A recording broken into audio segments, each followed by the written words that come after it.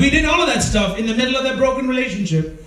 And then at 10 o'clock, everybody had to go back. At 12 o'clock, some of those guys had to go back. I was all alone in my room. Those four walls staring at me in the middle of the night. And I was probably depressed and probably suicidal. And I had no idea what to do. And that's when a friend of mine, not so cool guy like me, okay? He walked up into my life and said, listen, Bonnie, have a look at your life. What's going on in your life? I said, I'm in a mess. I thought my language was so filthy. Every line had an F and a B. And I thought I had the most amazing language in the world. But guess what happened? I was so depressed. I was faking it all along. I was like the happening guy in school or in college. But I was so broken on the inside. And in the middle of this broken relationship, my friend walked in my life and he said, listen, Bonnie, have a look at your life. If you're going to live the way that you're living right now, you're probably going down. You probably you probably die very soon. And this is when he just gave me this book. I had no idea what this book is all about. I started reading it. I found this called the Bible. I started reading it. One by one, those verses started popping at me. And something is happening. I've read so many other books, but something happened to me while reading this book. It started to speak to me. And guess what happened? I just began to read this book. And after a few days, my languages started to change. And these friends of mine got around me, helped me to get out of these addictions one by one. I became a clean guy. And guess what happened? Looking at my life, my dad, who was messed up, he decided to quit what he was doing. My brother, who was involved in drugs, is probably doing a lot of stuff that he was losing memory. He forgot if he brushed his teeth in the morning. You're probably thinking, yeah, did I brush my teeth? He'd probably go back and brush his teeth again. But this guy, he saw the change in my life. He got clean.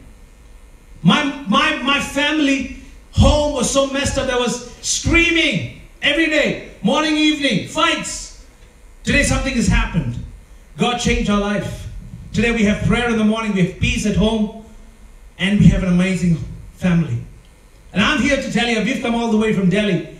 We're here to tell you that if God can change my life, He can change my dad. If He can change my brother, if He can change me, oh my goodness, you got hope. If you're depressed, you're probably suicidal. We go to schools and kids walk up to us and say, today I was planning to commit suicide. And thank you for coming into a school and telling us about this. And this evening I want to tell you, you got hope. And all of you beautiful girls here, you probably wake up in the morning, stick yourself in front of the mirror, stare at the mirror, and you're like, oh my goodness, I wish I had her eyes. I wish I had a nose. I wish I had a hair, the texture. The ones that have curly hair want to have straight hair. The ones that have straight hair want to have curly hair. And you're looking like, oh my goodness, I wish I had a skin texture, whatever that is. But let me tell you something. Let me tell you the truth. The book that I read tells me that God created you with His hands. So every single girl here in this room, He gave you that nose. He gave you that eyes. He gave you that skin color. He gave you that hair texture. He made you. And after He made you, what's your name? Anshika. Anshika, right? After He made Anshika, wow.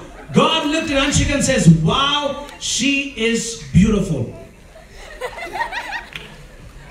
Hey, I'm here to tell you that if anybody tells you that you look ugly, if anybody tells you that you don't look good, nobody has the right to tell you that you are not. You know why? Because God already looks at you and says, you are beautiful. Nobody in the world has the right to tell you that you are not good looking. And for all the boys in the room, some boys are sleeping, just wake them up, give them a nod on the head, wake them up, right? And let me tell you, boys, if you were if you were a day scholar probably when I was in school, my dad never called me by name. He called me nicknames. He called me good for nothing. He probably calling your names, by different names. You good for nothing. You this, you that. Why did we ever think about you? You're a mistake. These are statements that parents are calling you, probably. But let me tell you something. Do you know that every single boy in this room, every single person in this room is unique? Do you know that your eye print, nobody has the same eye print like you do on the face of planet Earth? Every day I walk up to my office, I put my, fingerprint on the scanner, it reads my scanner, it detects it and accepts it, and then it opens a door for me. There is nobody in the world who's got the same fingerprint just like you in the past, in the present, in the future. You are unique. There's nobody in the world who's got the right to tell you that you are not. You are unique. So stop behaving like somebody else. Your parents are probably saying, go be like him, go be like an engineer, go be an engineer like him, go be an architect like him, go be like something like that. But let me tell you something, you got to be what you got to be. This evening, let me tell you something, be yourself. You are amazing. There's nobody else like you. Stop being like somebody else because everybody else is already taken. You are beautiful. You're amazing. You're the best thing that has ever happened on the face of planet Earth. I believe the next chief minister of some state in this country is probably sitting in this room. The next best singer of this nation is probably sitting in this room. The next best movie maker is probably sitting in this room. You don't have to be like anybody else. Be you. And I want you guys to imagine this right now. I'm just closing up. And I want you guys to imagine this big hall is like a fast flowing river. Can you imagine that with me? Fast flowing river, gushing river, whatever you call that. And this is my thing. There are different types of fish in this river. Are you with me? Right? Can you imagine that? Different types of fish in this fast flowing river. Okay, different colors, different types. My question to you beautiful boys and girls. Can you differentiate between a dead fish and a living fish in a fast flowing river? Yes or no? Don't use your brains too much. No, right? No, I mean it's absolutely simple stuff. It doesn't, you cannot, even the dead fish look like it's jumping because the river is just flowing. But let me tell you something. Only a living fish has got life, has got the decisive power inside of it to swim against the flow of the river. In science they say only a living fish can swim upstream. Right? And every day, morning, you wake up in the morning, you check in your Facebook, how many likes did you get from your last picture? How many people watched your Insta story? How many people viewed it? You wake up in the morning, switch on the television, it tells you a whole bunch of stuff, the movies that we watched, it tells you you can have as many relationships as you want. You can have sex before marriage. You can do whatever you want to do. You can use the most vulgar language. These days, Jesus Christ is like a swear word, by the way. Sometimes I thank God that even at a swearing point, they remember God. But let me tell you something. That's what the media is telling you. Do whatever you want. You are your own boss. But let me tell you something. You've got to check this out. That's what the dead fish do. They watch this television. They watch all of this stuff happening and do just exactly what everybody else is doing. But if you are a living fish, you don't have to be like other people. You've got life. You've got choices inside of you to swim against the flow of the river. Come on, boys and girls, how many in this room want to be the dead fish or the living fish? You want to be the dead fish or the living fish? Come on. Wow. Life's got choices, my friend.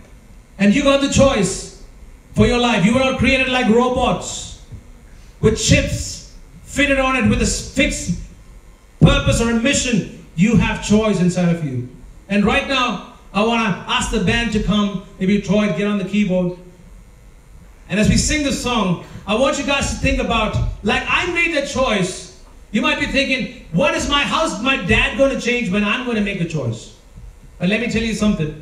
Because I made a choice, my dad changed. Because I made a choice, my brother changed. I made a choice, a lot of my friends changed. And today, I've started this movement called Live Jam. Over 1 million teenagers around the world, not only in India, Southeast Asia, South America, Middle East, all across the world, have heard this message of hope and taken decisions to change. And our inboxes are filled with young guys talking to us on our Instagram feeds and Facebook, telling us about how their lives have been turned around. And today some of those guys have actually come on staff with us. They're touring with us as artists and storytellers. So I want you guys to Think about 2 things in your life that you want to change. How many? 2 things.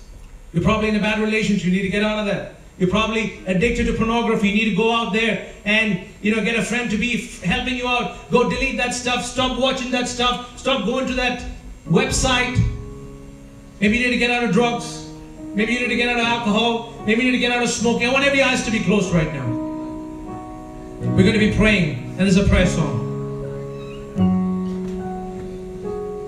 And I want you to think about 2 things that you want to change. If you want to change, I'm no longer slaves to fear. I am a child of God. I'm no longer slaves to fear. I am a child of God. You unravel me with a melody. You surround me with a song of deliverance from my enemies, and all my fears are gone.